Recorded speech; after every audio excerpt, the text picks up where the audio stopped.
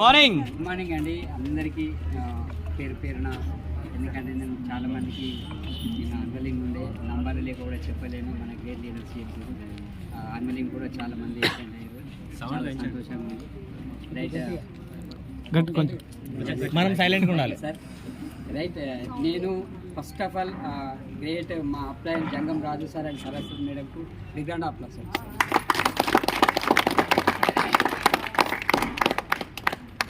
అసలు నేను 7th class చదివినాను. అసలు నాకు ఏం తెలియదు. మా మేడం డిగ్రీ చదివినుండే. అయితే రాసాల వల్ల ఊరే కాబట్టి సార్ ఒకసారి నాకు ప్లాన్ చెప్పడానికి వచ్చేది.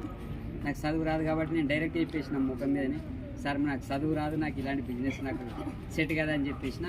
మా మేడం ఇంట్రెస్ట్ తోటి ఆమె త్రూ వల్లనే నేను ఆ రోజే మీటింగ్ ఉండే ఇదే సంతోష్ మాత టెంపుల్లో. నాకు గజ్వేల్ అంటే కూడా తెలియదు. మా మేడం త్రూ వల్ల వచ్చిన ఇక్కడ నేను ఒక ½ అన్ అవర్ ఉంటానని చెప్పేసి సార్కు మాట ఇచ్చిన. నేను సరే మీరు ½ అన్ అవరే వినండి, ఒకవేళ మీకు నచ్చకపోతే మధ్యలో నుంచి లేచిపోయారని చెప్పాడు సారు.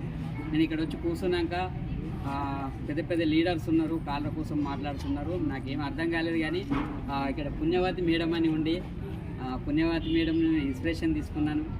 అంగన్వాడీ ఆయమ్మగా వర్క్ చేస్తూ అప్పటికే మేడం పిన్ను అచీవ్ అయి ఉన్నది అండ్ 30-40 వేల ఇన్కంలో కూడా ఉన్నది. ఆ మేడంని ఇన్స్పిరేషన్ తీసుకొని నేను బిజినెస్ బిల్డ్ చేశాను. మా మేడంకి చెప్పిన నాతోటైతే ప్రోడక్ట్ విషయంలోనైతే నేను ఎక్స్ప్లెయిన్ చేయగలుగుతా. ప్లాన్ ప్రజెంటేషన్ అంటే నాతో కాదు, ఎందుకంటే చదువుకోలేను కాబట్టి. అంటే నేను ఉన్నా అని చెప్పి తోడుగా ఉండే. మేడం కూడా బ్రౌన్స్ డైరెక్టర్ దాకా ఉన్నది.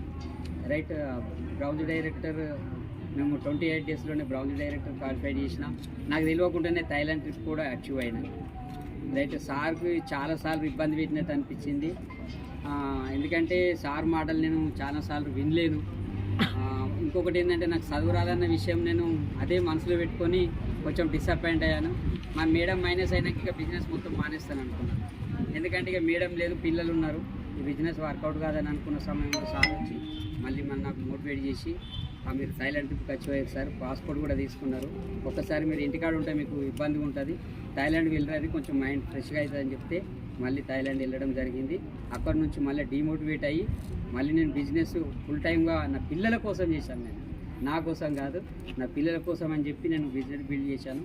ప్రజెంట్ నేను పిల్లల కోసం అని తీసుకున్న నిర్ణయాన్ని నేను కార్లో తిరగాలని మా మేడం గోల్ను ఫుల్ఫిల్ చేయాలని నేను ఒక గట్టి నిర్ణయంతో గట్టి సంకల్పంతో నేను వర్క్ చేశాను. ఈరోజు 8 లక్షల వర్త్ గల వేగనార్ కార్ నా సొంతం చేసుకున్నాను. ఏంటంటే బాధాకరమైన విషయం, మా మేడం లేనందువల్ల కొంచెం బాధ అనిపిస్తుంది.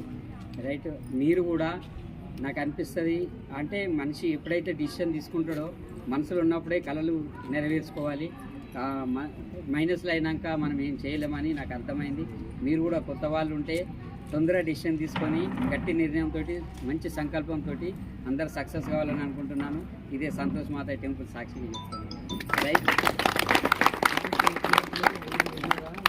రైట్, ప్లాన్స్ విషయంకి వస్తే నాకు చాలా ట్రబుల్స్ ఎదురైనాయి. నేను నా బండికి 3 బ్యాగులు ఉంటుండే, ఒకటి ముంగట, ఒకటి సైడ్లో, ఒకటి నా వెనకాల. రైట్, నేను వెళ్తుంటే నేను సైడ్ మిర్రర్లో చూస్తుంటే చాలామంది మా విలేజ్లో నాకు పిచ్చిలేసింది. అండ్ ఎందుకంటే అంతకుముందే చదువు రాలేదన్న విషయం, 7th క్లాస్ చదివిన విషయం అట్లా తెలుసు. ప్లస్ మా భార్య కూడా మైనస్లో ఉన్నది, నాకు జర పిచ్చిలేసినట్టుందని అనుకున్నారు. నేను సైడ్ మిర్రర్లో చూస్తుంటే నేను టర్నింగ్ అయ్యాక నన్నే చూస్తారు వాళ్ళు. ఈయన ఏం చేస్తుండు, పొద్దున లేచిపోతాడు, సాయంత్రం వస్తాడు. బట్ ఏంటంటే వాళ్ళకు డౌట్ వచ్చింది, ఏంటంటే బ్యాగులు ఫుల్ఫిల్ చేసుకొని పోతుంటే మళ్ళీ సేమ్ బ్యాగులు ఫుల్ఫిల్ చేసుకొని వస్తుంటాయి. ప్రోడక్ట్ మాత్రం బయట వేరే విలేజ్లో సెల్ చేసేసి మళ్ళీ రాంగా ప్రోడక్ట్ ఫుల్ఫిల్ చేసుకొని వస్తుంటాయి. వాళ్ళకి అదే డౌట్ ఉంటుండే, పోంగా కూడా నిండుగానే పోతాయి, రాంగా కూడా నిండుగానే వస్తాయి. సార్ ఏం చేస్తాడు? రైట్, వాళ్ళకి ఎవరికి తెలియనియలేను, నేను చెప్తా కూడా వాళ్ళకి అర్థం కాలేదు. నా పని ఏంటో నేను చేసుకున్నాను. అప్లైన్ సబ్మిట్లో ఉన్నాను. అప్లైన్కు ఫోన్ చేసి చాలాసార్లు నేను సార్ నాకు ప్రోడక్ట్ అయిపోయిందని చెప్తే బ్రాంచ్లలో కూడా లేని ప్రోడక్ట్ను కూడా సార్ నాకు అందించడం జరిగింది, డిస్ట్రిబ్యూట్ చేయడం జరిగింది. ఎక్కడి నుంచి అంటే సిరిసిల్ల బ్రాంచ్ నుంచి. నేను చాలాసార్లు కూడా నేను ఒక కమిట్మెంట్ తీసుకునేవాడిని. ఎప్పుడైతే నేను ఈ 500 సర్కిల్ మన గ్రేట్ లీడర్ జాల శ్రీనివాస్ సార్కి ఒకసారి big round of applause. 500 circle ఎప్పుడైతే మూమెంటం క్రియేట్ చేసిండో సారు, అప్పటి నుంచి నేను సిల్వర్లో ఉన్న 500 క్లబ్ చాలా ఏంటంటే నేను అప్పుడు స్టార్కి ఎలిజిబుల్ అయినా. 500 క్లబ్ కంపల్సరీ మనకు సక్సెస్ అవుతుందని నాకు అనిపిస్తుంది. ప్రతి ఒక్కరు కూడా 500 సర్కిల్లో చేస్తే మనం అనుకున్న డ్రీమ్స్ నెరవేరితే మనం అనుకున్న పిన్ను మనం అనుకున్న చెక్ కూడా తీసుకోవచ్చు. Thank you sir, thank you.